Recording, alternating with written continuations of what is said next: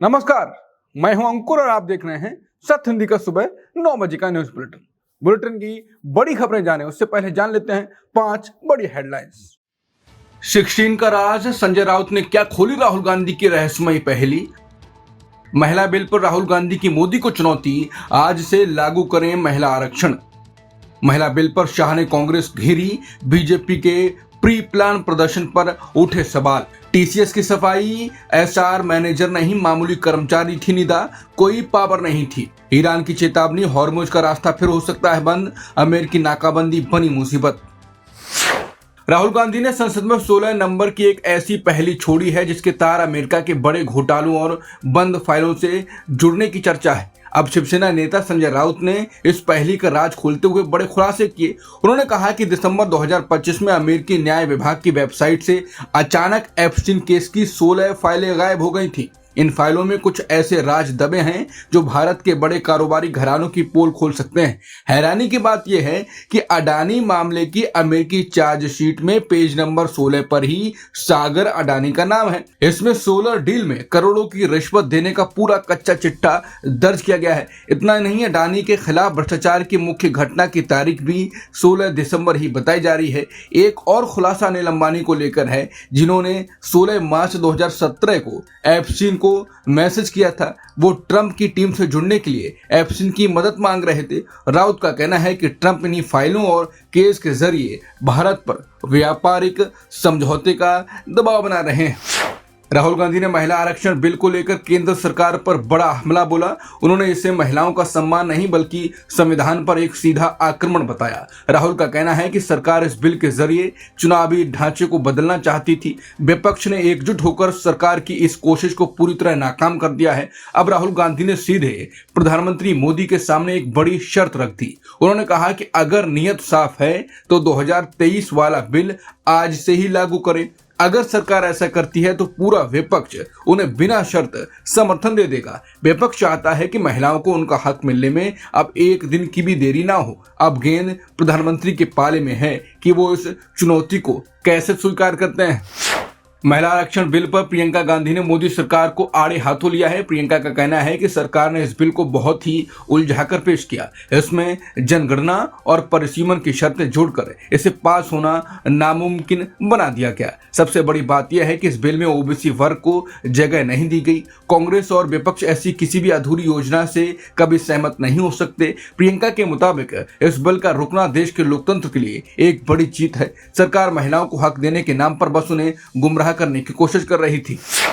कांग्रेस अध्यक्ष मल्लिकार्जुन खड़गे ने कहा कि मोदी शाह ने देश की आधी आबादी को ढाल बनाकर डीलिमिटेशन करने की कोशिश की और देश के लोकतंत्र, संविधान और फेडरलिज्म को चोट पहुंचाने का कुत्सित प्रयास किया। उनकी ये चालबाजी एकजुट विपक्ष इंडिया ने भांप ली और संविधान संशोधन बिल गिर गया। हम सभी विपक्षी दलों के नेताओं का हृदय से आभार व्यक्त करते हैं। मोदी शाह अपनी राजनीति को चमकाने के लिए भारत के लोकतंत्र को तबाह करने चले थे। उनकी ये साजिश अब औंधे मुंह गिर गई है। हम मोदी सरकार से फिर एक बार मांग करते हैं कि वो 2023 में पारित नारी शक्ति वंदन अधिनियम के अनुसार महिलाओं को 33% आरक्षण 2029 के चुनावों से ही दिया जाए।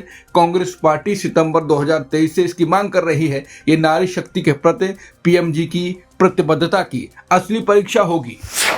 लोकसभा में महिला बिल गिरते ही बीजेपी और विपक्ष में आर पार की जंग शुरू हो गई। गृहमंत्री अमित शाह ने सीधा आरोप लगाया कि विपक्ष ने देश की 70 करोड़ महिलाओं को धोखा दिया है। उन्होंने कहा कि महिलाओं के अधिकार छीनकर जश्न मनाना शर्मनाक और उनका अपमान है। शाह के मुताबिक कांग्रेस और उसके साथियों का अहंकार ही उनकी सबसे बड़ी हार बनेगा। लेकिन सियासी ड्रामे में एक अजीब बात भी सामने आई। बिल गिरने के चंद मिनटों बाद ही बीजेपी नेता पोस्टर लेकर सड़कों पर उतर आए। इतनी जल्दी बैनर और पोस्टर तैयार होने पर बड़े सवाल खड़े हो गए। लोग पूछ रहे हैं कि क्या बीजेपी को बिल गिरने का अंदाजा पहले से ही था? क्या विपक्ष को महिला विरोधी साबित करने के लिए ये खेल पहले से ही तैयार था? बिना सबको साथ लिए संविधान बदलना मुश्किल था। शायद इसलिए बीजेपी ने ये दांव खेला।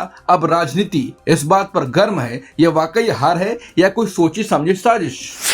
इलाहाबाद हाईकोर्ट ने राहुल गांधी की ब्रिटिश नागरिकता के विवाद में एफआईआर दर्ज करने का आदेश दिया है। इलाहाबाद हाईकोर्ट की लखनऊ बेंच ने उनकी नागरिकता विवाद पर फैसला सुनाया। दरअसल एक याचिका में दावा किया गया है कि राहुल गांधी के पास ब्रिटिश नागरिकता है। याचिकाकर्ता का आरोप है कि राहुल ने एक विदेशी कंपनी के दस्तावेजों में खुद को ब्रिटिश बताया था। साल 2005 और 2006 के सालाना रिटर्न में उनकी नागरिकता ब्रिटिश लिखी गई थी। इसी आधार पर उनकी लोकसभा सदस्यता और चुनावी सर्टिफिकेट रद्द करने की मांग हो रही है। अब पासपोर्ट एक्ट और ऑफिशियल सीक्रेट एक्ट जैसी धाराओं में जांच शुरू होगी।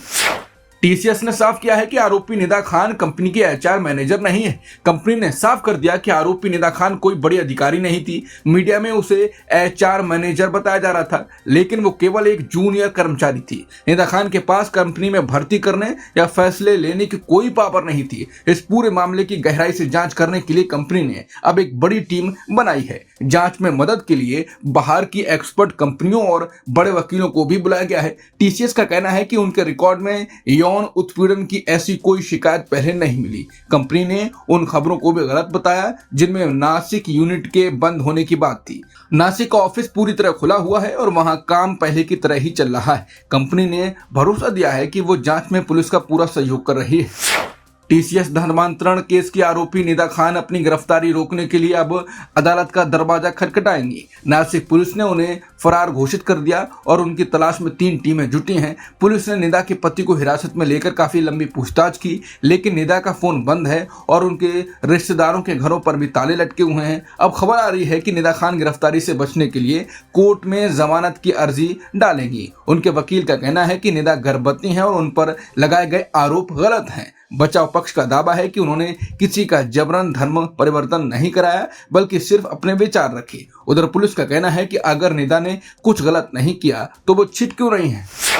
भारतीय तेल कंपनियों ने ईरान से तेल खरीदने के लिए डॉलर छोड़कर चीनी मुद्रा युआन में पेमेंट करना शुरू कर दिया था। अमेरिका की पाबंदियों के बीच भारत ने कई सालों बाद ईरान से कच्चा तेल मंगाया। खास बात यह है कि इस तेल का पैसा डॉलर में नहीं बल्कि चीनी मुद्रा में दिया जा रहा। मुंबई का आईसीआईसीआई बैंक अपनी शंघाई शाखा के जरिए इस सारा पेमेंट सेटल कर रहा है। इंडियन ऑयल और रिलायंस जैसी कंपनियां इस अनोखे तरीके से ईरान को भुगतान कर रही हैं। दरअसल अमेरिका ने ईरान और रूस के तेल पर कुछ दिनों की ढील दी थी। इसी मौके का फायदा उठाकर भारत ने करोड़ों डॉलर का कच्चा तेल समुद्र के रास्ते मंगाया। अब खबर है कि अमेरिका जल्द ही इन रियायतों को खत्म करने वाला है। इसीलिए भारतीय कंपनियां तेजी से अपना बकाया बिलों को निपटारा करने में जुटी हैं।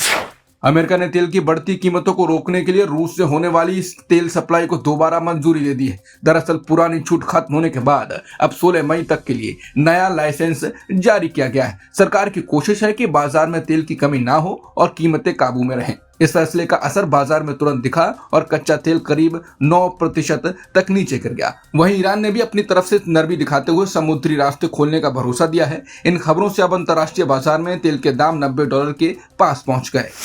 ईरान ने चेतावनी दी है कि अगर अमेरिका ने उसके बंदरगाहों की घेराबंदी नहीं हटाई तो वो हॉर्मुज जलडमरू मध्य को फिर से बंद कर देगा। ईरान की संसद के स्पीकर मोहम्मद बाकिर कालिबाफ ने कहा कि अगर अमेरिका ने ईरानी बंदरगाहों की नाकेबंदी बंद नहीं की तो हॉर्मुज का रास्ता फिर बंद होगा। कालिबाफ ने राष्ट्रपति ट्रंप के दावों को पूरी तरह झूठा करार दिया। उनके मुताबिक ट्रंप ने 1 घंटे में 7 झूठ बोले हैं और झूठ बोलकर युद्ध नहीं जीता जा सकता। ट्रंप ने दावा किया था कि ईरान अपने परमाणु हथियार अमेरिका को सौंपने पर राजी हो गया है, लेकिन ईरान ने साफ कर दिया है कि वो अपनी परमाणु सामग्री किसी को नहीं देगा। हालांकि ट्रंप को भरोसा है कि जल्द ही एक बड़ा समझौता हो सकता है। फिलहाल हॉर्मुज के रास्ते से केवल कुछ ही जहाजों को गुजरने की इजाजत मिली है। ये जहाज भी ईरान की मंजूरी और तय किए गए रास्तों से ही गुजर पा रहे हैं। अब सबकी नजरें सोमवार को पाकिस्तान में होने वाली संभावित बातचीत पर टिकी हैं। ट्रंप ने फिर दावा किया है कि ईरान अपने परमाणु हथियार अमेरिका को सौंपने पर राजी हो गया। ट्रंप का कहना है कि ईरान के साथ शांति समझौते की बातचीत लगभग पूरी हो चुकी है। इस समझौते के तहत ईरान की पूरी परमाणु सामग्री अब अमेरिका के कब्जे में होगी। ट्रंप ने मजाकिया लहजे में से न्यूक्लियर डस्ट कहा, जिसे अमेरिका जल्द अपने हाथ में ले लेगा। उन्होंने यह भी दावा किया कि ईरान अब कभी भी परमाणु बम नहीं बना पाएगा। इतना ही नहीं, ईरान अमेरिकी मदद से समुद्र में बिछाई गई बारूदी सुरंगें भी हटा रहा है। हालांकि दूसरी तरफ ईरान के बड़े अधिकारियों ने ट्रंप के इन दावों को पूरी तरह खारिज कर दिया है। उनका कहना है कि ट्रंप जनता के सामने आधा अधूरा सच बोलकर कूटनीति को मुश्किल बना रहे हैं। हकीकत तो यह है कि ईरान अपना परमाणु ईंधन विदेश भेजने के लिए बिल्कुल तैयार नहीं है। सुबह 9 के बुलेटिन में इतना ही। बाकी खबरों के लिए आप बने रह सकते हैं सत्य हिंदी के साथ। नमस्कार।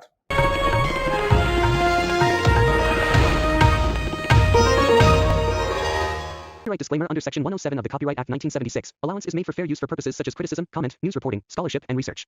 Fair use is a use permitted by copyright statute that might otherwise be infringing.